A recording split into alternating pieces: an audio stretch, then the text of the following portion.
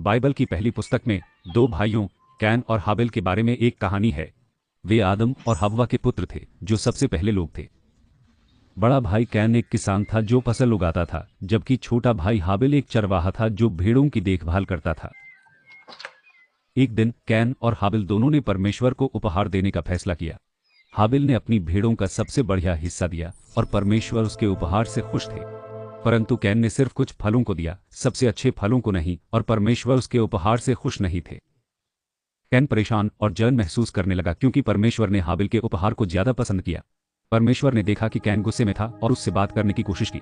परमेश्वर ने can say कहा कि अगर वो अच्छे काम करेगा तो वो खुश रहेगा, लेकिन अगर वो बुरे काम करेगा तो बुरी बातें उसका पीछा करेंगी। लेकिन कैन हाबिल से ईर्ष्या महसूस करना रोक नहीं सका। एक दिन जब वे खेत में थे, कैन का गुस्सा नियंत्रण से बाहर हो गया। उसने एक चट्टान उठाई और हाबिल पर फेंक दी। यह इतनी जोर से लगा कि हाबिल उस टकराव से मर गया। जब परमेश्वर ने कैन से पूछा हाबिल कहाँ है, कैन कहा, मुझे नहीं पता। क्या मुझे हमेशा अपने भाई का ख्याल रखना चाहिए? लेकिन परमेश्वर को पता था कि क्या हुआ था। परमेश्वर ने कैन से कहा कि क्योंकि उसने अपने भाई को मार डाला था, इसलिए अब उसकी जिंदगी बहुत मुश्किल होने वाली है।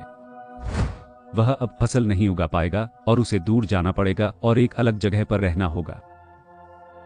कैन ने अपनी चिंता जताई कि उसकी सजा सहन करने के लिए बहुत भारी थी और दूसरे लोग उसे उसके काम के लिए मार सकते थे।